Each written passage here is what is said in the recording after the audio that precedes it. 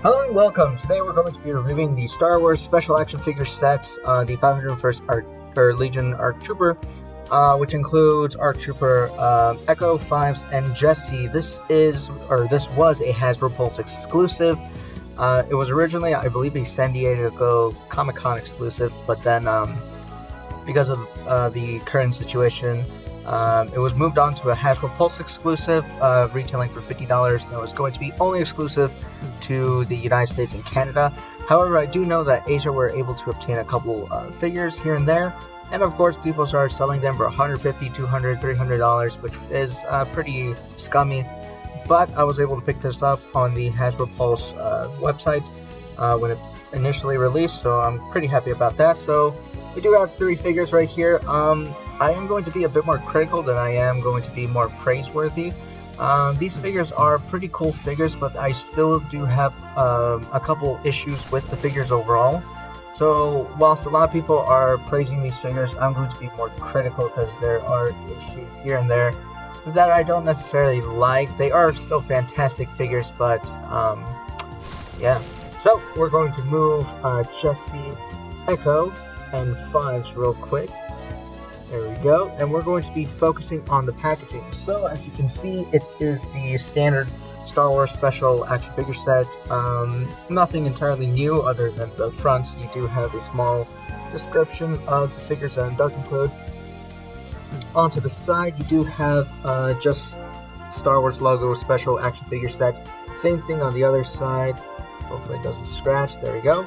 And then on the back, you do have this nice display or backdrop of the 3 figures that does include, with a couple gunships in the background and the Imperial or the Republic logo in the background. Really nice, nicely done. There's a nice description on the back. It is part of the vintage collection, 3 figures and 15 accessories. So with that being said, we're going to move the box out of the way, and hopefully I'm able to showcase you all these figures. Alright, so I have switched over to recording on my phone. Here are the 3 figures. I'm going to start with the Fives right here. So this Fives is a really nice figure. I'm going to go over the articulation real quick. It does have a ball-inch head, ball-inch shoulders, ball-inch elbows, a swivel wrist with an indent up and down on both sides.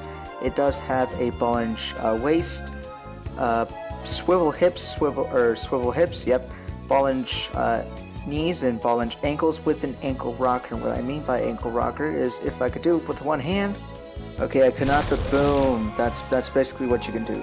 It's very similar to how the Black Series, oh, there we go. So like I was saying, it's very similar to how the Black Series figure ours, but besides that, what else can I talk about? The Pauldron. The Pauldron is attached to the backpack, which I think is a fantastic idea. If it were attached to the armor, I think it wouldn't be as nice. The skirts on every single one is pretty unique, pretty amazing as well. It has a bit of armor here and there that is unique to, I guess, ARC Troopers, so that's pretty nice. The paint scheme is very different. But now we're going to talk about the flaws, and the flaw is mainly on this guy. This guy, Echo. Echo is a huge just flop. There you go, flop. One thing is, boom, boom. These fly off very quickly. They're very small for some reason. They're much smaller than I thought they were going to be, and of course you can't see it. Boom. Nope. Boom. Aha. There we go. Anyways, I'm just gonna push those aside. The Echo has main problems in the head. The helmet, for some reason, is very tight to get off. It's very rough, and I've tried it out on the other figures. This helmet, for some reason, does not want to get off or get on, and it sometimes just pops off the head, which is very bad. So I'm going to pause this for a moment. So there we go. After a while, I was finally able to take off the helmet, but that was very, very much painful. So here is the head, if I can focus in on it. So it's a pretty cool head, but there is an issue with this Echo, is that on this side, the pupil is done right, but it is looking to the left on his side, and on the right, it looks very, very bad. It's just a dot of black. I'm very pissed off about that because, you know, these figures are $50, and for some reason, they just do not want to just fix the face. There's something wrong with the face on the Echo. First off, it's the helmet. Second, it's the face. There's a couple of people saying that their hair is very poorly made as well, that sometimes it pops off. And there are images out there where the hairpiece is missing. So yeah, that's a pretty big issue. So yeah, it's Echo, not that. Get out of here. Jesse is another figure that I guess I'll show off. So Jesse is a cool figure, but there are inconsistencies, mainly with his helmet. He doesn't have the fin that he comes with, nor does he have the antenna. So those are two inaccuracies. I understand why Hasbro didn't fix them, just because they wanted to keep consistent helmets. They didn't want something to go wrong. But it just does not look that great. It's not accurate. But the head, in my opinion, is the best out of the three. I don't know. It's just something unique about it. It's just really, really cool. So yeah, so overall these figures are pretty cool, but for $50, I'm not entirely happy with what I got. I'd say the best looking would be the Jesse, the most accurate is the Fives, and the worst figure would be Echo, just because of the amount of inconsistencies that he has been having throughout a lot of other people's collection.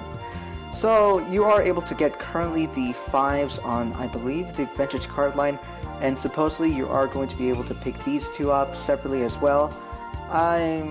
I'm glad I have these, just because I know it is going to be impossible to find any of these if any of these other two do release in stores. This one's very hard to find. There's already people listing it up for about $20, so I'm not entirely excited for that, but it's whatever. With that being said, I think it's a pretty good pack. Not entirely happy with the Pauldron though, just because it hinders the legs and you're not able to articulate it as much. The blasters, it's very difficult to put on the actual figure and to hold them.